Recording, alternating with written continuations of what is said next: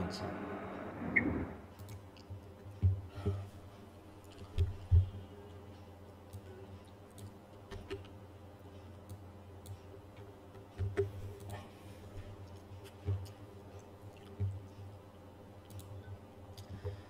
আচ্ছা, তো আমরা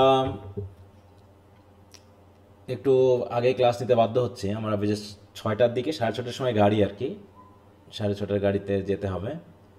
একটু আমি কুয়াকাটায় যাচ্ছি, তো এই জন্য যেহেতু আজকে তোমাদের ক্লাস ছিল, হঠাৎ করে সিদ্ধান্তটা নেওয়া।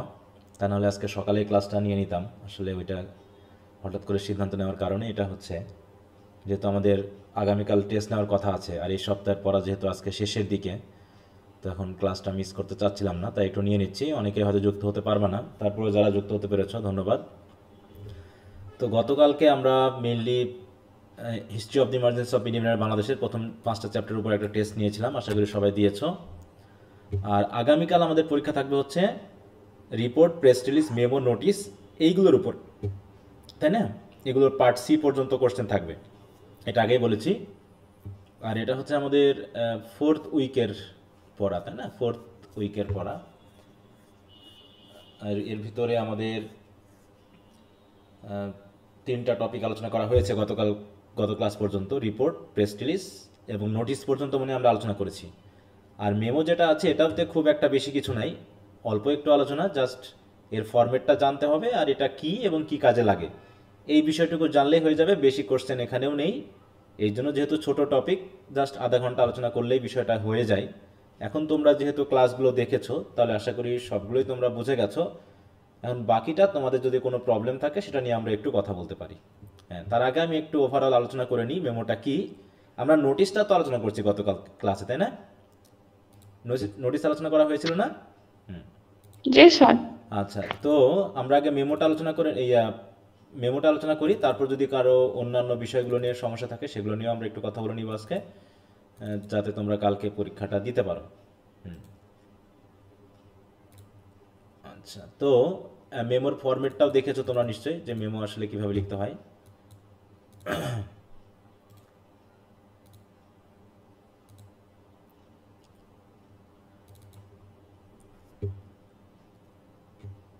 এইটা, আর আমি আরেকটা কপি করে নিয়ে আসি মেমোর ফরম্যাটটা। এখান থেকে বেশি কোশ্চেন নেই, জাস্ট প্রথম 3টা 4টা অপশনে একটু বেশি কোশ্চেন থাকে, তাছাড়া কিছু না। আচ্ছা, এটা কি নোটিশ হয়ে গেল? আচ্ছা, মেমো ঠিক আছে। দেখো এখানে আমি একদম একটা উদাহরণ সহ মেমোর পুরো ফরম্যাট সহ কি কি পার্ট থাকে সবই দেখিয়ে দিয়েছি। মেমো কি, মেমোর পারপাসটা কি সেটাও বলেছি। আচ্ছা, নোটিশের পারপাসটা কি ছিল বলো তো? নোটিশ কি কাজে লাগানো হচ্ছে? নোটিশ কিসের জন্য ছিল বলতে পারবে? কাদের সাথে যোগাযোগের জন্য ছিল নোটিশটা? স্যার কাস্টমারদের সাথে। হ্যাঁ, মোটামুটি অফিসিয়াল সুবিধাভোগী যারা বা বেনিফিশিয়ারি যারা, তাদের সাথে প্রতিষ্ঠানের একটা যোগাযোগ রক্ষার্থে, ইনফরমেশন এক্সচেঞ্জ করার ক্ষেত্রে বা ইনফরমেশন জানানোর ক্ষেত্রে যে রিটেন ফরম্যাটটা ছিল সেটা ছিল হচ্ছে নোটিশ। এখন নোটিশটা হচ্ছে জাস্ট প্রতিষ্ঠানের বাইরের যারা আছে এবং যারা সুবিধাভোগী, যারা কাস্টমার টাইপের, তাদের সাথে যোগাযোগ। কিন্তু মেমোটা কি হচ্ছে দেখো, memo is a type of message send to members within a business organisation, যেটা হচ্ছে ওই প্রতিষ্ঠানের মধ্যে যারা যোগাযোগ করছে, তাই তো, মধ্যে যারা আছে ওরা ওদের মেম্বারকে বোঝানো হচ্ছে। যেমন একটা ক্লাবের মেম্বার থাকতে পারে, তাই না? যে আমরা একটা ক্লাব গঠন করেছি ইংলিশ ক্লাব নামে, সেখানে মনে করো 20 জন সদস্য আছে। তো এই 20 জন সদস্যদের মধ্যে যদি আমি যোগাযোগ করতে চাই, সেটা কি নোটিশ ইউজ করব নাকি মেমো ইউজ করব? কোনটা বলো তো, প্রতিষ্ঠানের সদস্যদের মধ্যে যোগাযোগের জন্য? Sir memo. মেমো ইউজ করবো। হ্যাঁ, মেমো ইউজ করব। মেমো হচ্ছে, এই মেমো শব্দটা হচ্ছে শর্ট ফর্ম ফর, দেখো, short for memorandum or reminder. হ্যাঁ, তাহলে মনে করিয়ে দেওয়া, স্মরণ করিয়ে দেওয়ার উদ্দেশ্যে যারা মেম্বার আছে, যারা কাস্টমার বাদে যারা হচ্ছে এখানকার চাকরি করে, যারা এখানে প্রতিষ্ঠানের সাথে রিলেটেড, যারা সার্ভিস দেয়, যেমন হাসপাতালে ডাক্তার, নার্স, ব্যাংকের হচ্ছে ম্যানেজার, তাই তো, ক্যাশিয়ার, এরা শিক্ষা প্রতিষ্ঠানের হচ্ছে টিচার, প্রিন্সিপালস, কর্মচারী, এরকম প্রত্যেকটা প্রতিষ্ঠানের যারা কর্মকর্তা কর্মচারী তাদেরকে কোনো তথ্য জানানোর উদ্দেশ্যে যে রিটার্ন মেসেজটা দেওয়া হয় সেটাই হচ্ছে মেমো। তাই বলছে a memo short form for memorandum আর reminder is usually a group of message. দেখো আ গ্রুপ অফ মেসেজ, আমরা এখানে গ্রুপ অফ বাদ আছে, message send from one person to several recipients. হ্যাঁ, তাহলে একজন ব্যক্তি তার বিভিন্ন জনের কাছে পাঠাবে, এটা নোটিশেও হতে পারে, এটা কোনো স্পেশালিটি না। Originally a memo was written or typed on paper and exchange through an inter office mail system. দেখো এটা প্রধানত inter office mail. Inter office mail বলতে সেটা ইলেকট্রনিক মাধ্যমে হলে ইমেলের মাধ্যমে হতে পারে, ঠিক আছে। অথবা এটা হতে পারে যে প্রত্যেকটা প্রতিষ্ঠানে একজন কি থাকে, কেরানি থাকে না, যে চিঠিপত্র যোগাযোগ ব্যবস্থা বিভিন্ন জনের মাধ্যমে মধ্যে বিতরণ করে থাকে, তাই না, একজন আমরা বলি ক্লার্ক বা কেরানি বলে থাকি, তাই তো। সেই ইন্টার অফিস মেল সিস্টেমের মাধ্যমে মেল লেটারকে এক্সচেঞ্জ করা হয়। অত কিছু দরকার নেই, শুধু মেমো কি এটা বলার জন্য বলতে হবে memo is a type of return message তাই তো, which is send to the members or officials or servants within a business or organisation. এইটুকু বললেই হবে। তাহলে এর উদ্দেশ্যটা কি, এর উদ্দেশ্য কি, প্রতিষ্ঠানের মধ্যে লোকজনের কি কোনো তথ্য যোগাযোগ করা, তাই না, একই কথা না, ওই একই কথা। মেমোর সংজ্ঞার ভিতরে উদ্দেশ্যটা অটোমেটিক আছে। তারপরে দেখো the main purpose of a memo or a memorandum is to communicate something of immediate importance to people within a business or organisation. তাহলে কোনো বিজনেস অথবা অর্গানাইজেশনের মধ্যে যে পিপলগুলো আছে তাদের মধ্যে দ্রুত এবং খুবই গুরুত্বপূর্ণ তথ্যগুলোকে কমিউনিকেট করার জন্য এই মেমো ব্যবহার করা হয়ে থাকে। এইটুকুই হচ্ছে আমাদের প্রশ্ন, এই দুটো প্রশ্নের ভিতরেই ঘুরে ফিরে মেনলি আসে। এরপর হচ্ছে একটা ফরম্যাট যদি আমরা দেখি, ঠিক নোটিশের মতোই কি থাকবে, এর একটা নেম থাকবে, লোগো থাকবে, প্রতিষ্ঠানের যে সকল তথ্য দেওয়া সেটা থাকবে।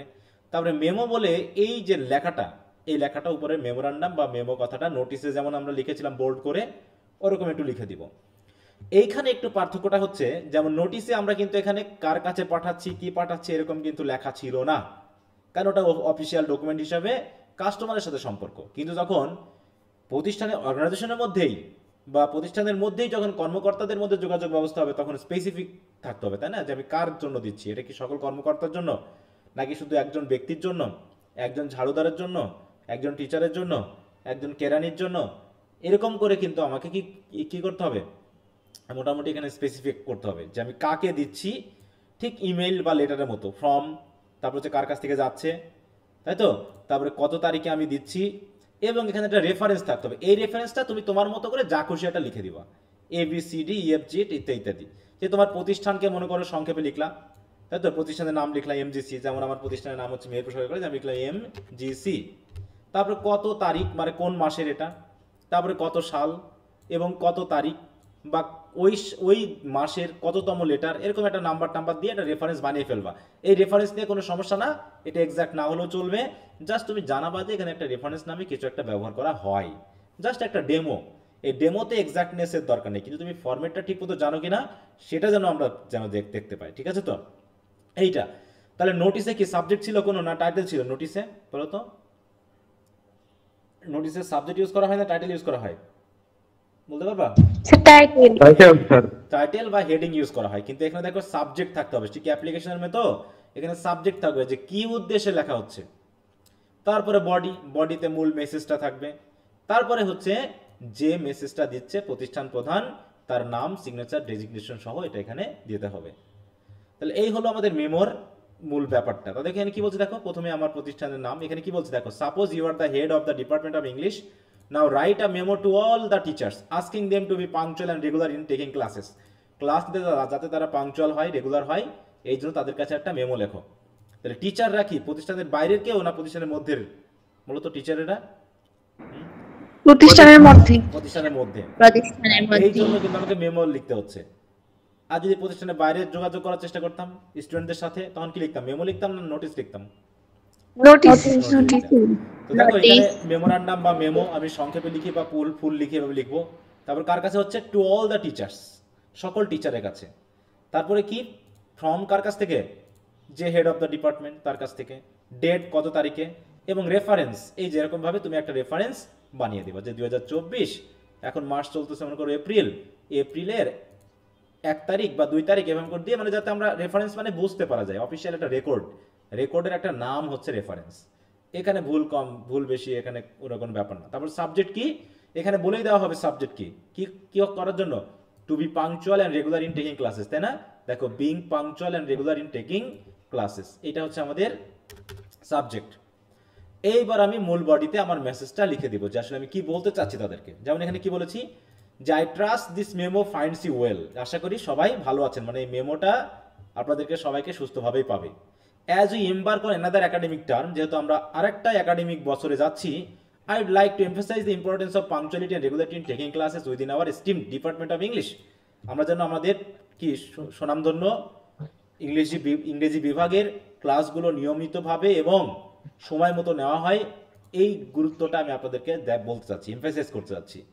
Punctuality and regular attendance are fundamental aspects that contribute to the smooth functioning of our academic environment. তাহলে আমাদের একাডেমিক এনভায়রনমেন্টের জন্য প্রতিনিয়ত এবং রেগুলারলি এবং সময় মতো ক্লাস নেওয়াটা খুবই জরুরি, ফান্ডামেন্টাল, তাই না? It not only reflects our commitment to our roles as educators, শুধু এডুকেটরস হিসাবে, শিক্ষাবিদ হিসাবে শুধু আমাদের যে কমিটমেন্টকে রিফ্লেক্ট করে তা নয়, but has a significant impact on the overall learning experience for our students. এবং আমাদের রেগুলারিটিটা, আমাদের পাংচুয়ালিটিটা আমাদের স্টুডেন্টদের শেখার যে পরিবেশ, সেই পরিবেশের উপরে বা অভিজ্ঞতার উপরে একটা পজিটিভ ইম্প্যাক্ট ফেলে, গুরুত্বপূর্ণ ভূমিকা পালন করে। So I kindly request all the teachers two adhere to punctuality, regular attendance, communication between colleagues and students, এটার জন্য আমি চাচ্ছি। ঠিক আছে তো? তাহলে আমি চাচ্ছি সবাই যেন ঠিকমতো ক্লাস নেয়, স্টুডেন্ট টিচারের সাথে সম্পর্ক ভালো রাখে এবং অ্যাটেন্ড থাকে। Our commitment to delivering quality education is exemplified by our dedication to these basic principles. অতএব এই পাংচুয়ালিটি, রেগুলারিটি, কমিউনিকেশন, এগুলোর উপরেই আসলে ভালো শিক্ষা, কোয়ালিটি, মানসম্মত শিক্ষা প্রদানের ক্ষেত্রে আমাদের যে কমিটমেন্ট, আমাদের যে কি বলবো আন্তরিকতা, সেটাকে আসলে তুলে ধরে। ঠিক আছে, এই পাংচুয়ালিটি বা এই জাতীয় গুণগুলো, প্রিন্সিপালসগুলো। তো আশা করি সবাই ভালো মতো ক্লাস নেবেন। Your cooperation in this matter is highly appreciated. অতএব এই ক্ষেত্রে আপনাদের সহযোগিতা খুবই প্রশংসনীয় হবে। And if you have any concern or suggestions, feel free, দেখো please feel free to reach out to me directly. অতএব আমার সাজেশন বা পরামর্শ দেওয়ার মতো কেউ যদি থাকে, তাহলে অবশ্যই উন্মুক্ত আছি, আপনারা ডিরেক্টলি আমার সাথে যোগাযোগ করতে পারেন। So thank you for your understanding and cooperation. এই বলে যিনি দিবেন তার নাম, তারপর ডেজিগনেশন এবং এখানে একটা সই থাকবে নাকি, উপরে একটা কি থাকবে, একটা সিগনেচার থাকবে নাকি? স্যার ডেজিগনেশন মানে কি? ডেজিগনেশন মানে পদবি, মানে কি হিসাবে তিনি কাজ করতেছেন ওই জায়গায়। ঠিক আছে, যেমন আমি কি হিসাবে আছি, লেকচারার হিসাবে আছি, আর একজন অ্যাসিস্ট্যান্ট প্রফেসর হিসাবে আছে, তাই না? এখন বিভিন্ন প্রতিষ্ঠানে বিভিন্ন আছে না এরকম কিছু, বলো, কেউ ক্যাশিয়ার হিসাবে আছে, কেউ ম্যানেজার হিসাবে আছে, কেউ ব্যাংকের মানে কি বলবো এখানে অন্য আরো বিভিন্ন ধরনের পদবি আছে, তাই না? সেই হিসাবে কাজ করতেছে। তেমন করে কামরুল এইভাবে একটা সই দিল, সেখানে চলে আসলো, সিগনেচারটাও দিলেন এবং তার পদবি যে head of the department of English. ঠিক আছে, এইভাবে তিনি তার পদবিটা দিয়ে দিলেন। তো দেখো এখানে আমরা কি কি পেয়েছি তাহলে, প্রতিষ্ঠানের লোগো সহ তার ঠিকানা, প্রতিষ্ঠানের নামটা, ইত্যাদি ইত্যাদি, তারপরে মেমোরান্ডাম, তারপরে এই জায়গাটা হচ্ছে আমাদের কার কাছে পাঠানো হচ্ছে, কার কাছ থেকে যাচ্ছে, কত তারিখে পাঠানো হয়েছে এবং রেফারেন্স নাম্বার কি, তারপর সাবজেক্ট। এবং দেখো স্পেসগুলো খেয়াল রাখবা যে কোনটার মধ্যে আমি কতটুকু স্পেস দিয়েছি, এই জায়গাটা একটু খেয়াল করো। তোমরা অনেক সময় জড়িয়ে ফেলো, হ্যাঁ, এতে পূর্ণাঙ্গভাবে সুষ্ঠু একটা কিন্তু পাওয়া যায় না, ফরম্যাটটা পাওয়া যায় না। এই ফরম্যাটটার জন্যই কিন্তু নাম্বার অনেক বেশি ভ্যারি করে। হ্যাঁ, এই জায়গাটা একটু খেয়াল রেখো। তা কি সবাই বুঝতে পেরেছো মেমোর ব্যাপারটা কি আসলে? আচ্ছা, যেহেতু আমি লিখেই দিয়েছি মেমোগুলো, তোমরা বুঝতে পারো। দেখো মেমো নিয়ে এখানে ব্রিফ কোশ্চেন আছে মাত্র হচ্ছে 6টা। এখানে তেমন কিছুই নেই। মেমো কি, এর উদ্দেশ্য কি, কার কাছে মেমো লেখা হয়, কার কাছে লেখা হয়, প্রতিষ্ঠানের মধ্যে সিনিয়র টু জুনিয়র, জুনিয়র থেকে সিনিয়র, যেভাবে হোক। হচ্ছে what are the basic 3 plans of memo writing. Memo writing এর বেসিক 3 প্ল্যান কি, এইখানে একটু আমরা আসবো। যে আমরা যখন একটা মেমো লিখবো, তখন যার কাছে লিখবো, তাই তো, তাকে আমি যে জিনিসটা বলতে চাচ্ছি সেটাকে আমি ডাইরেক্টলি বলবো, নাকি প্রথমে একটু ইন্ট্রোডিউস করে তারপরে বলবো, নাকি ইনডাইরেক্টলি বলবো, নাকি দুটার মিশ্রণ করেই আমি বলবো? দেখো ডাইরেক্ট মেথড কি, ইনডাইরেক্ট মেথড কি, আর হচ্ছে কম্বিনেশন অ্যাপ্রোচ কি। কম্বিনেশন অ্যাপ্রোচ মানে হচ্ছে ইনডিরেক্ট আর ডিরেক্টের মিশ্রণ। তো এখানে এই সেটা বর্ণনা করা আছে। দেখো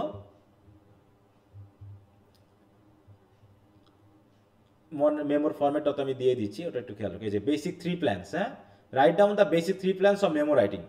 প্রথমটা হচ্ছে কি ডিরেক্ট প্ল্যান, ডিরেক্ট প্ল্যানে কি বলা হচ্ছে, the direct plan is the most common, it begins by stating the important points first. তাহলে আমি আমার যার কাছে মেমোটা পাঠাচ্ছি তার কাছে আমি প্রথমে কি করব, ইম্পর্টেন্ট পয়েন্টগুলোকে তুলে ধরবো, জাস্ট পয়েন্ট আকারে আমি ইম্পর্টেন্ট বিষয়গুলোকে তুলে ধরবো, তারপর যদি প্রয়োজন হয় আমি আরও সাপোর্টিং ডিটেল দিয়ে বর্ণনা করতে পারি। ঠিক আছে? তো এটা মেনলি সংক্ষিপ্ত হয়, বেশি জটিলতা বা বেশি ডিটেল এখানে দেওয়া হয় না। এটাই হচ্ছে বলছে this plan is useful for routine communication আর গুড নিউজ, বিশেষ করে গুড নিউজের জন্য আমরা দিতে পারি। আমরা যখন কাউকে খুশির সংবাদ দিই তখন কি আমাদের ভিতরে কোনো অনীহা কাজ করে, নাকি দ্রুত আমরা খুশির সংবাদটা দিতে পারি বলতো? আমরা কি খুশির সংবাদটা দ্রুত সরাসরি দিতে পারি, কিন্তু যখন দুঃসংবাদ আসে, মনে করে কেউ মারা গেছে, আমরা কি ডিরেক্টলি মারা যাওয়ার সংবাদটা দিতে পারি বলতো? না। আমরা প্রথমে একটু ভাবি যে তার পরিস্থিতি কি আছে, প্রথমে একটু ইনিয়ে বিনিয়ে এটা ওটা বলার পরে আমরা তারপরে চেষ্টা করি তাকে সরাসরি একটা কথা বলতে, ডিরেক্ট। তাহলে ডিরেক্ট প্ল্যানে হচ্ছে আমরা সরাসরি, বিশেষ করে গুড নিউজ বা রুটিন কমিউনিকেশন যেগুলো আছে, যেগুলো দ্রুত করতে হয়, সেগুলোর ক্ষেত্রে হয়। ইনডাইরেক্ট প্ল্যানটা হচ্ছে the indirect plan provides evidence first and then arrives at a conclusion based on this fact. বিশেষ করে the indirect approach is used for persuasive sales and bad news messages. যেমন তুমি যদি কোনো প্রতিষ্ঠান থেকে কোনো কিছু কিনতে চাও, মনে করো তুমি একটা শোরুমে গেলা, তুমি সিঙ্গারের শোরুমে গেলা, তুমি একটা এসি কিনবা মনে করো, বা ফ্রিজ কিনবা, তোমাকে কি ওই দোকানদার সরাসরি বলবে আপনি এটা কিনে নেন? বলবে? হ্যাঁ বলো না। নাকি তোমাকে আগে বোঝাবে যে এটা এই উপকার, এটা এই সেই উপকার, তাই না? এটা উপকারিতা দেখানোর পরে তারপরে বলবে যে আপনি এটা নিতে পারেন। এই যে বলছে পারসুয়েসিভ সেলস, এগুলোর ক্ষেত্রে ব্যবহার করা হয়, মানে যখন রিটার্ন প্রক্রিয়া আমরা কাজটা করবো। তারপর হচ্ছে ব্যাড নিউজ ইত্যাদি ইত্যাদি ক্ষেত্রে।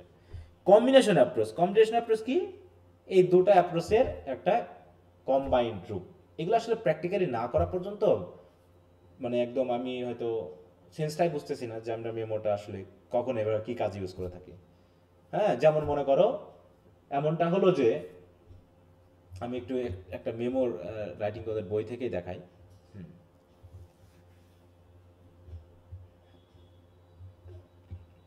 দেখো বলছে আমি যেমন এখানে আমি যেটা লিখে দিয়েছি এটাই আমরা একটু বিবেচনা, যেটা আমরা পড়লামই। প্রথমে কি সরাসরি বলা হয়েছে যে আপনারা ক্লাসে রেগুলারলি আসবেন, নাকি আগে ওটার ইম্পর্টেন্স নিয়ে কথা বলা হয়েছে বলো তো? ইম্পর্টেন্স দিয়ে। হ্যাঁ, প্রথমে একটু বলা হয়েছে যে এই কাজ করলেই হয়, এই কাজ করলেই হয়। এতে কি হয়, প্রথমে ইম্পর্টেন্সটা আমি বলে নিয়েছি, তারপরে আমি এখানে বলেছি so I kindly request all teachers two adhere to punctuality, regular attendance. এগুলো কারণ কি, এইগুলো আমাদের এই করতে সাহায্য করে, রেগুলারিটি এই করে, তাই তো?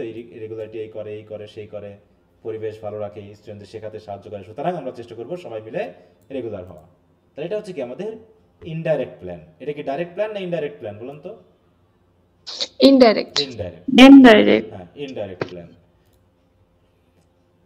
আচ্ছা, তো এখানে একটু খেয়াল রাখবেন, মেমোর মধ্যে, মেমো আর রিপোর্টের মধ্যে পার্থক্য এখন তো তোমরা বুঝতে পারবা যে মেমো কি জিনিস, রিপোর্ট আর মেমো কি এক জিনিস বলো তো? এখন বুঝতে পারছো? না, আলাদা। হ্যাঁ, তাহলে একটু পড়ে নিবা।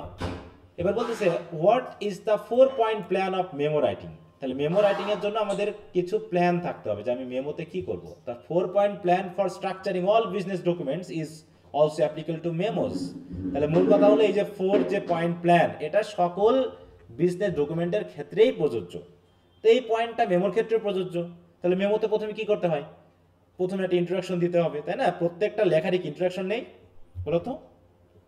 আচ্ছা, ইন্ট্রোডাকশন এবং ক্লোজ। হ্যাঁ, প্রত্যেকটা ইন্ট্রোডাকশন আছে, বডি আছে, কনক্লুশন আছে। এখানেও ঠিক ইন্ট্রোডাকশন আছে, ডিটেল এবং রেসপন্স অ্যাকশন এটা মিলে হচ্ছে বডি, আর ক্লোজ অ্যাকশন হচ্ছে আমাদের কনক্লুশন। কিন্তু এখানে 4টা কেন বলা হলো, যে আমি ইন্ট্রোডাকশন করব, তারপর হচ্ছে ডিটেল ডিসকাশনে যাব, তারপরে অ্যাকশন নিতে বলবো আমি, তাই তো? দেখো এখানে অ্যাকশনটাকে কনক্লুশনের মধ্যে ফেলেছে। দেখো conclusion action you want the reader to take, action you will take, তাই তো? অথবা তুমি নিবে না রিডার নিবে না কি অ্যাকশন নিবে সেটা এখানে বলা হবে। এবং শেষে হচ্ছে ক্লোজ, আর simple one line closing sentence, ওই যেটা আমরা এখানে ওয়ান লাইন ক্লোজিং সেন্টেন্স আমরা দিয়েছি কিনা, থ্যাঙ্কিং দিয়ে, দেখো থ্যাঙ্কিং দিয়ে দিয়েছি, তাই না? এবং এটা হচ্ছে আমাদের কনক্লুশন, আর এটা হচ্ছে আমাদের মনে করো ডিটেল, এই জায়গাতে একটু আলোচনা আছে, ঠিক আছে? তো এইভাবে করে কি করতেছি আমরা, ইন্ট্রোডাকশন দিচ্ছি, ব্যাকগ্রাউন্ড ইনফরমেশন দিতে পারি, অথবা পারপাস অফ রাইটিংটা আমরা বলতে পারি, তারপর ডিসকাশন লেভেলে গিয়ে আমরা ফ্যাক্টস ফিগার্স ইত্যাদি দিয়ে সাপোর্টিং ডিটেল দিয়ে প্যারাগ্রাফের মতো করে আমরা বডি লিখতে পারি। তারপর রেসপন্স অর অ্যাকশন, যে কী ধরনের অ্যাকশন তুমি নেবা, নাকি কী ধরনের রেসপন্স রিডারেরা দিবে, সেইগুলো নিয়ে এখানে কথা বলা হবে। তারপরে ক্লোজ, এগুলো একটু খেয়াল রেখো তাহলেই হবে, তেমন কিছু না বিষয়টা। আর বিশেষ করে তোমরা পার্থক্যটা মেমো এবং জব অ্যাপ্লিকেশনের মধ্যে পরীক্ষায় খুব একটা আসার মতো না। বিশেষ করে আমাদের মেমো এবং নোটিসের মধ্যে যদি থাকে ওইটা একটু ভালো করে খেয়াল রাখবা, মেমো এবং নোটিস, কারণ দুটা প্রায় কি কাছাকাছি না? দুটার কাজই কি ইনফর্ম করা, দুটার কাজই হচ্ছে ইনফর্ম করা, কিন্তু একবারে একটা লেখনের কাজ হচ্ছে কি কাস্টমার রিলেটেড দ্বারা সুবিধাভোগী তাদের কাছে সিনিয়র লেখা। Two junior. আর আরেকটা হচ্ছে কি প্রতিষ্ঠানের মধ্যের যারা মেম্বার তাদেরকে একটা জানানো। এই দুটা হচ্ছে পার্থক্য, তাছাড়া তেমন কিছু পার্থক্য নেই। ঠিক আছে? What are the types of memo, সে মেমোর টাইপ নিয়ে মাথা গরম করার কোনো কারণ নেই, কারণ এত টাইপ আমার দরকার নেই, কারণ আমরা যতক্ষণ না পর্যন্ত এই টাইপের প্র্যাকটিক্যাল ইউজ বুঝছি ততক্ষণ পর্যন্ত আমরা বুঝবো না যে আসলে টাইপের দরকার আছে কিনা। জাস্ট এখানে 3টা কোশ্চেন খেয়াল রাখতে হবে বেশি করে শর্ট কোশ্চেনের জন্য, মেমো কি, মেমোর পারপাস কি, আর হচ্ছে এই যে মেমোর ইম্পর্টেন্সটাও দেখা যায় না, এই যে ফরম্যাটটা কি, এই 3টা কোশ্চেন খেয়াল রাখবা। কি কি বললাম?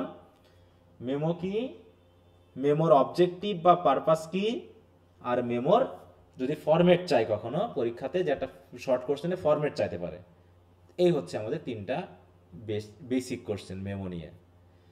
তো দেখো বুঝতে পেরেছো কিনা মেমো সম্পর্কে কিছুটা, যে কে লেখে, কার কাছে লেখে, লেখনির ভিতরে কি কি থাকে, ফরম্যাটটার ভিতরে কি কি থাকে, এইটা কি সবাইকে আমরা বুঝতে পেরেছি? জি স্যার।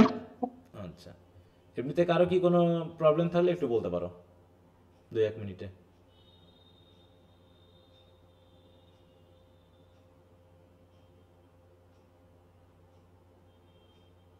আর এই কথাগুলোই যেহেতু আমরা রেকর্ড ক্লাসে আলোচনা করেছি তো সমস্যা নেই, তোমরা একটু ভালো করে আলোচনা করে নিবা। ক্লাসগুলো দেওয়া আছে একটু ভালো করে পড়ে নিবা। আর আমি তো যেহেতু কোশ্চেন আনসারগুলো দিয়ে দিয়েছি, এখানে কি কি কোশ্চেন আনসার দিয়েছি তোমাদের,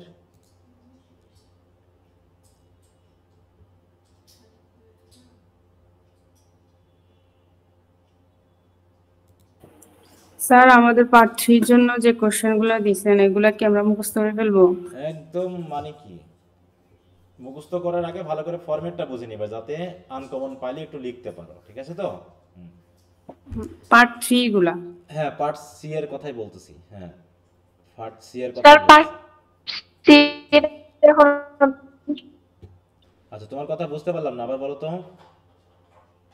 স্যার পার্ট সি এর এখনো সব পড়া শেষ হয়নি। হ্যাঁ, তাহলে একটু পড়ে নিবা, একটু পড়ে নিবা, কালকের মধ্যেই পড়ে শেষ করবা। ঠিক আছে? তবে সবগুলো পড়া শেষ হোক আর না হোক, পরীক্ষাগুলো যতটুকু পারবা সবাই একটু দিও, কিন্তু পরীক্ষাগুলো না দিলে তুমি কখনোই তোমার ধারণা পাবে না তোমার পড়াশোনা কেমন চলছে। হ্যাঁ, তুমি হয়তো 10টা কোশ্চেনের ভিতর 5টা পড়তে পেরেছো, তাই না? ওই 5টার ভিতর তো একটা একটা থাকবেই, হয় শর্ট থাকবে না ব্রিফ থাকবে, থাকবেই তো নাকি, নাকি এমন থাকবে না? বলো, থাকবেই তো কিছু না কিছু। তাহলে তুমি যদি একদম পরীক্ষাটা না দাও যে তুমি ভয় পাচ্ছ দিব না, তাহলে তোমার কখনোই তো তুমি তোমাকে যাচাই করতে পারবে না যে যতটুকু পড়তেছে এটুকুই ঠিক মতো কি হচ্ছে। এই জায়গাটা একটু খেয়াল রাখতে হবে। দেখো আমি এখানে ইম্পর্টেন্ট কোশ্চেন দিই, mention the difference between notice and memo. এই কোশ্চেনটা কিন্তু একটু ভালো করে খেয়াল রাখো। হ্যাঁ, আর এখানে মেনলি 3টা কোশ্চেন দিয়েছে। দেখো, what do you know about memorandum বা memo, what are the functions of memo, আর হচ্ছে mention the differences between notice and memo. এই 3টা কোশ্চেন এখানে আমি যেভাবে দিয়েছি সেইভাবে পড়বা। আর একটা কথা বলছি, আমি বারবারই বলছি, কিন্তু শর্টকাট বিভিন্ন বইয়ে আছে ঠিক আছে, কিন্তু শর্টকাটগুলোকে ফলো করার চেষ্টা করো না প্লিজ। শর্টকাট ফলো করতে গেলে কিন্তু বিপদ আছে। ঠিক আছে তো? রেজাল্ট কিন্তু খারাপ হয়ে যাবে। ওই 2.50, 2.67, হ্যাঁ 2.70, 2.80 এরকম হয়ে যাবে। তখন বুঝতে পারবো, তখন কান্নাকাটি করবা যে সুযোগ ছিল ভালো করার, কিন্তু আমি গাফিলতি করে সুযোগটা নষ্ট করেছি। পড়াশোনা যখন করছি পড়াশোনা তখন ভালো মতোই করো। ঠিক আছে? যখন পড়াশোনা করছো তখন ভালো মতো করো। আর ভালো রেজাল্টের জন্য একটু মোটামুটি বিস্তারিত আলোচনা ঠিক থাকতে হবে। যেমন তোমরা অনেকে এই যে একটা প্রশ্ন দিয়েছিলাম গত পরীক্ষার রাইটিংয়ের, ফিচার্স অফ কি জানো, গুড প্যারাগ্রাফ নাকি ফিচার দিয়েছিলাম প্রশ্ন, ফিচার্স অফ গুড প্যারাগ্রাফ সম্ভবত নাকি? গত পরীক্ষায় রাইটিং এ, হ্যাঁ স্যার, ওটাতে দেখি সবাই এক লাইন করে লিখে রাখছো শর্ট। হ্যাঁ তুমি সরাসরি লিখে শেষ করতে পারো, কিন্তু রেজাল্ট নাম্বার দেওয়ার দায়িত্ব কিন্তু টিচারের। হ্যাঁ, তুমি যত ছোট করে লিখবে তোমার নাম্বারটা তত ছোট হয়ে যাবে। একটু এক্সপ্লেন করতে হবে, শুধু এক লাইন করে দিয়ে গেলে হবে না, তোমাকে একটু এক্সপ্লেন করতে হবে, একটু বড় করে লিখতে হবে, একটু আলোচনা থাকতে হবে, যাতে টিচার বুঝতে পারে যে না তোমার ভিতরে একটু দরদ আছে, তুমি ভালো করে পড়াশোনা করছো, এটা যেন টিচার বুঝতে পারে। সেই বুঝেই তোমাকে কিন্তু লিখতে হবে, মনে থাকবে? আচ্ছা, তো দেখো এখানে আমি যে দিয়েছি mention the differences between notice and memo, explanatory লেখাগুলো একটু ভালো করে লেখার চেষ্টা করবা। এই আচ্ছা, তো বলো যদি মেমোতে কারো সমস্যা থাকে বা অন্যান্য রাইটিংয়েও সমস্যা থাকে। হ্যাঁ, পার্ট সি এখনো হয়তো বা তোমরা পড়তেছো। দেখো পার্ট সি এর কোশ্চেন আমি দিব হচ্ছে 3টা। তোমাদের যে কালকে পরীক্ষা নিব তার ভিতরে আমি পার্ট সিতে 3টা কোশ্চেন দিব, তার ভিতরে যে কোনো একটা লিখতে হবে। পার্ট বিতেও আমি হয়তোবা 4টা কোশ্চেন দিব, যে কোনো 2টা লিখতে হবে। এর আগে তো দেখেছো তাই না? পার্ট এবং পার্ট এতে কয়টা দিয়ে দিয়েছিলাম মনে আছে? পার্ট এতে কয়টা দিয়েছিলাম গতদিন? স্যার 7টা। হ্যাঁ 7টা 6টা। লিখতে বলেছিলাম, 7টা লিখতে বলেছিলাম, 7টা। ওদিকে 7 আর এদিকে ব্রডে শর্টে হচ্ছে 8, মিলে হচ্ছে 15, আর ব্রডে হচ্ছে 10, মিলে হবে 25 মার্কের পরীক্ষা। 25 মার্কের পরীক্ষা 1 ঘন্টা 15 মিনিটে তোমরা শেষ করবা। তো সেই হিসাবে 3টা যেহেতু আমি 3টা জায়গা থেকে দিব, তাহলে একটা জায়গা থেকে তুমি যদি অন্তত এখন পড়ে ফেলছো তাও তো কমন পাওয়ার কথা লেখার জন্য, তাই না? তাও তুমি কমন পাওয়ার কথা। যদি অন্তত রিপোর্টটা পড়ে ফেলতে পারো, সেটা থেকে একটা অবশ্যই কমন আসবে, যেহেতু আমি পরিচিত কোশ্চেনের আনসার কোশ্চেনগুলোই দিব, যাতে তোমরা অন্তত লিখতে পারো প্রথমে, তাই না? এই জন্য যদি পার্ট সি এর জন্য প্রথম 2টা টপিকও শেষ করতে পারো, তাও পরীক্ষাগুলো তুমি দিতে পারবা। কিন্তু শুধু পরীক্ষা দেওয়ার জন্যই পড়ো না, এখানকার পরীক্ষাটা মেজর বিষয় না। মেজর বিষয়টা হচ্ছে তোমার ফাইনাল পরীক্ষা। এখানে জাস্ট তোমাকে টেস্ট করার জন্য আমি এই পরীক্ষাগুলো নিচ্ছি, যাতে তোমার হাতের লেখা একটু স্পিড হয়, টাইম লিমিটটা যেন তুমি বুঝতে পারো যে তুমি টাইমের মতো শেষ করতে পারবা কিনা, দ্রুত লিখে তোমার হাতের লেখাটা সুন্দর হয় কিনা। এই বিষয়গুলো নিয়ে কিন্তু পরীক্ষাতে মেইনলি আলোচনা করা আছে।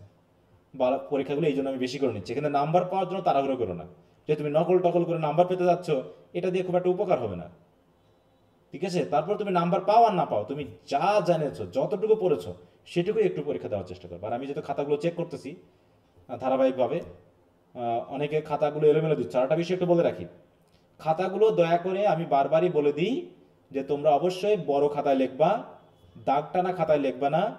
পেজগুলোর ছবি তোলার পর রিসাইজ করে দিবা। রিসাইজ করা মানে কি বলো তো? রিসাইজ করা বলতে কি বুঝি আমি? এই রিসাইজটা তোমার কেউই করতেছো না, যা উঠতেছো সব দিয়ে দিচ্ছ। হ্যাঁ, একটা ক্যামেরার ভিতরে ছবি তোলার সময় ওই লেন্সের ক্যামেরাতে যতগুলো ছবির অংশ আছে আশেপাশে টেবিল চেয়ার সব তুলে দিয়ে দিচ্ছ। আমি শুধু খাতার পেজটা চাই। এবং রিসাইজ না করলে তোমার ওই খাতার সাইজটা অনেক ছোট লাগে, লেখাগুলো পড়তে অসুবিধা হয়। কারণ তোমরা তো একজন দিচ্ছ, আর আমাকে তো সবার খাতায় দেখতে হয়। কিন্তু ওখানে রিসাইজ করে নিতে গিয়ে খাতা দেখতে গিয়ে যদি কষ্ট হয়, তাহলে তো আমার খাতা দেখতে অসুবিধা হবে। এই জন্য তোমরা একটু আন্তরিকভাবে যদি খাতাগুলো রিসাইজ করে দাও, তাহলে আমার জন্য একটু সুবিধা হয়।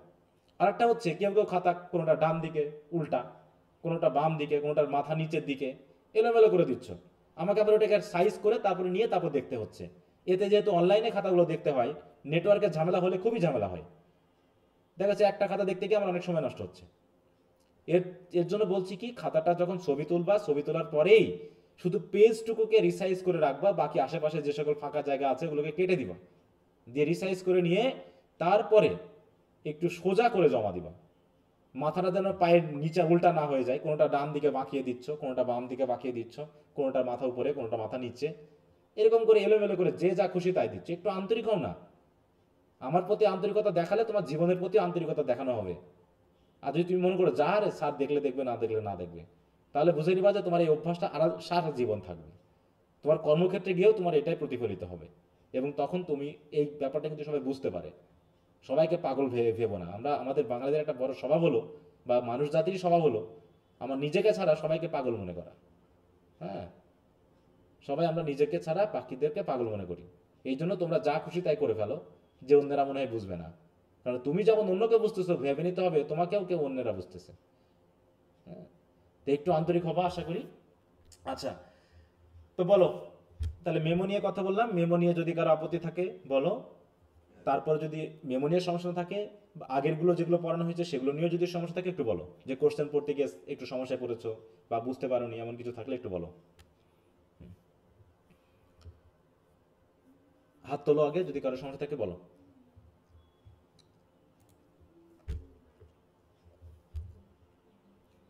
সমস্যা আছে কারো? আরমিন আক্তার আছো? আরমিন আরমিন আক্তার, জি স্যার। পড়াশোনা হচ্ছে? জি স্যার। তারপর হচ্ছে ফাজিলাতুন নেসা বা ফজিলাতুন নেসা, আছো লাইনে? জি স্যার আছি। কোনো সমস্যা আছে? না স্যার এমনি তো সমস্যা হচ্ছে না। হ্যাঁ, বুঝতে সমস্যা নেই, কিন্তু স্যার একটু পড়তে হবে এই তো নাকি? হ্যাঁ। এই রিপোর্টটা আমার কাছে একটু কঠিন মনে হচ্ছে। কোন রিপোর্ট? মানে পার্ট বি, পার্ট সি নাকি পার্ট এ? পার্ট সিটা স্যার। হ্যাঁ, রিপোর্ট তো একটু বড় হবেই, যেহেতু তোমার তথ্য দিতে হবে, ঠিক আছে? হুম, কোনো একটা বিষয় সম্পর্কে জানাতে হবে, একটু রিপোর্টটা তো, রিপোর্ট মানে কি, কোনো বিষয় সম্পর্কে একটু তুলে ধরা। যেমন রিপোর্টটা হবে, রিপোর্টের টপিক যেমন, তোমাকে সেরকম তথ্য দিয়েই তোমাকে লিখতে হবে, তাই না? এবং এখানে কি থাকতে হবে? কোটেশন থাকবে, অন্যেরা কি বলেছে তার সরাসরি প্রয়োগ থাকবে, এই জাতীয় জিনিসটা একটু ভালো করে পড়ে নিবে। জি স্যার। এখানে দুইটা জিনিস কঠিন হবে, সেটা হলো রিপোর্ট আর হচ্ছে এসে বা প্যারাগ্রাফ, এগুলোর ক্ষেত্রে। তাছাড়া বাকি মনে করো মেমো ছোট জিনিস, নোটিশ ছোট জিনিস, লেটার অ্যাপ্লিকেশনগুলোও ছোট জিনিস, শুধু রিপোর্ট এবং এসে এই দুটো জায়গা কিন্তু একটু কঠিন। জি স্যার। তারপর হচ্ছে স্বর্ণা মল্লিক আছে? স্বর্ণা আছো? স্যার আসি। কি অবস্থা বলো, পড়াশোনা হচ্ছে? এই তো স্যার আপনি যেগুলা দিচ্ছেন আমি করার চেষ্টা করছি, বাসায় পড়ি। সর্বোচ্চ চেষ্টা করে যাও, এবং ভাবতে হবে তুমি তোমার জন্য চেষ্টা করতেছো, আর কারোর জন্য না। আমার নিজের জন্য আমি হ্যাঁ প্রাণ স্যার, জান দিতে করার পারি, চেষ্টা করছি। এইটা ভেবেই পড়বা। আমার জন্য তুমি পড়তেছো সেটা ভাববা না কখনো, যে স্যার পরীক্ষা নিবে তার জন্য পড়তেছি, এটা কখনোই ভাববা না। ভাববা যে তুমি তোমার জন্য পড়তেছো, আমি জাস্ট তোমাকে হেল্প করতেছি পড়াতে, তাই না? এখন আমার হেল্পটা হ্যাঁ তুমি স্যার। যত নিতে পারো। পরীক্ষাগুলো যদি তুমি 2 দিন পরে দাও, তাহলে তোমার সমস্যা, আমারও সমস্যা। কিভাবে? মনে করো আমি আজকে পরীক্ষার পরে কালকে খাতা দিতে যাচ্ছি, কিন্তু তুমি পরে দিচ্ছ পরীক্ষা, তাহলে আমি ওই খাতাগুলো কখন চেক করবো? কে কখন দিচ্ছে? আমি তো এলোমেলো করে ফেলেছি পুরো একদম, ঠিক আছে? তো কে কখন খাতা দিচ্ছে, আমি আবার উল্টা যাচ্ছি, উল্টা দেখতেছি, এভাবে করে আমি কমপ্লিট করতে পারতেছি না। দেখতেছি কিন্তু এলোমেলো হয়ে যাচ্ছে। কিন্তু যদি আমিও একটু মিস করে ফেলেছি, থার্ড ইয়ারের জন্য আজ থেকে তোদের পরীক্ষা হচ্ছে, একটু এলোমেলো করে ফেলেছি, কিন্তু যাও, আমি একটু একসাথে দেখে নিয়ে কভার করে নেওয়ার চেষ্টা করছি। হ্যাঁ, নেক্সট টেস্ট থেকে আশা করি সমস্যা হবে না। আচ্ছা, তো যদি আর কারো কোনো সমস্যা না থাকে, তো আজকে শেষ করতে হবে, একটু আমাকে একটু প্রিপারেশনও নিতে হবে আজকে, এই জন্য আর বেশি কথা বলছি না। তো একটু পড়তে থাকো। আমি আমি কুয়াকাটাতে থাকলেও তোমাদের প্রশ্ন কিন্তু অলরেডি রেডি হয়ে গেছে।